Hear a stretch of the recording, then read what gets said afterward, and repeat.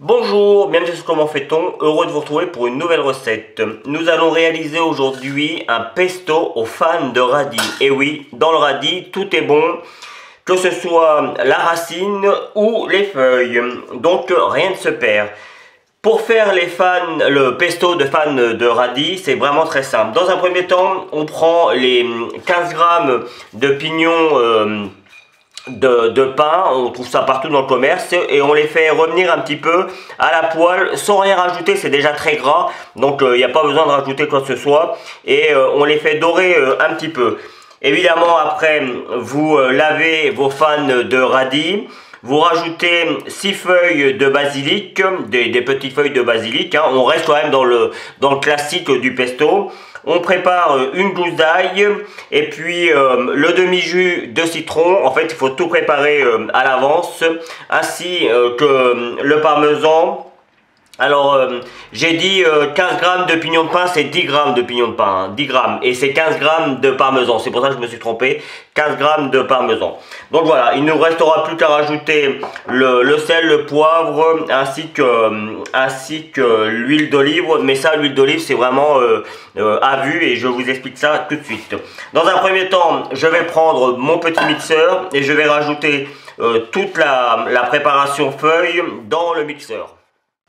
Voilà, alors pour info, les fans de radis, c'est la valeur d'une botte de radis.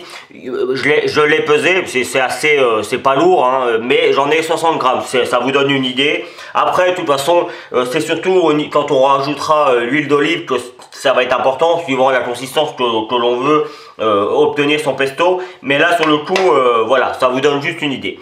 Donc, je rajoute tout de suite mon citron. Mon parmesan, encore une fois là, on reste dans le pesto avec le parmesan.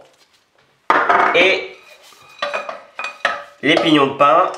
Ça c'est très bon les pignons de pain. Alors le problème des pignons de pain, c'est que c'est relativement cher.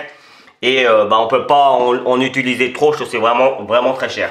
Vous allez me dire tout est cher en ce moment et c'est vrai. Mais c'est pas évident de cuisiner et de faire de bons plats en utilisant de bons produits. Donc maintenant, on va commencer à mixer tout ça dans un premier temps. Et puis après, il ne nous restera plus qu'à rajouter l'huile d'olive et puis à assaisonner et ce sera terminé. Allez, c'est parti. On y va doucement pour commencer. Et puis après, c'est parti, on peut bien mixer. Vous voyez, on obtient déjà à moitié une pâte. On est presque sur le pesto, hein. Donc c'est à ce moment-là que je vais saler. Alors, juste là, c'est pour 2 à 3 personnes, hein. Et le pesto, on peut l'utiliser comme on veut, hein. Sur des toasts, comme ça, sur une tartine. Du poivre, moi j'aime bien quand c'est bien assaisonné. Mon estomac un petit peu moins, mais... et vous voyez, je vais même rajouter du piment d'Espelette, un petit peu. Voilà, il faut que ce soit bien relevé. Et je vais commencer à mettre une petite touche d'huile d'olive. Et on y va tranquillement pour l'huile d'olive. Vaut mieux recommencer plusieurs fois. Alors moi je suis obligé d'ouvrir à chaque fois parce que mon mixeur, d'habitude, il y a une petite ouverture et c'est plus facile. On peut verser notre contenant au fur et à mesure. Moi je suis obligé de l'arrêter, mais comme ça me permet de mélanger. Ça colle toujours plus ou moins au fond. Et donc là c'est parti. On mélange jusqu'à obtenir la consistance que l'on souhaite. C'est parti. Voilà, la vidéo va se terminer sur cette petite image. Alors, moi, c'est la consistance que j'aime qu'elle soit, hein, mon pesto. J'aime bien qu'il puisse se tartiner, mais ça reste légèrement fluide. Comme vous pouvez le voir, ça se tient très bien sur une tartine. Je suis resté dans le thème du radis, hein. J'ai rajouté quelques petites rondelles de radis par-dessus et je peux vous garantir avec du pain fait maison, d'ailleurs que je vous présenterai peut-être un jour. C'est un pain avec farine blanche, farine de sarrasin, oui, et puis des raisins, des noix et des noisettes, et c'est vraiment très très bon avec une longue fermentation, c'est vraiment très bon. Donc voilà, c'est une petite idée avec lequel on peut déguster ce fameux pesto aux fans de radis. J'espère que cette nouvelle recette vous plaira. Moi j'ai pris comme toujours beaucoup de plaisir à la réaliser. Vous avez certainement dû voir apparaître tous mes liens sociaux. N'hésitez pas, allez y faire un petit tour, faites-vous plaisir.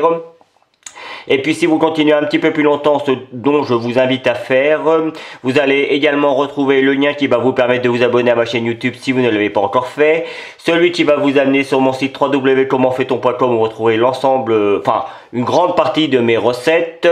Et puis je vous donne d'autres recettes de pesto. Il me semble que j'en ai déjà fait au moins 2 ou 3, donc j'ai de quoi faire pour vous donner tout ça. Voilà, peut-être que je vous donnerai une recette de pesto et une recette également de soupe avec les fans de radis, parce que ça je suis sûr que je l'ai faite.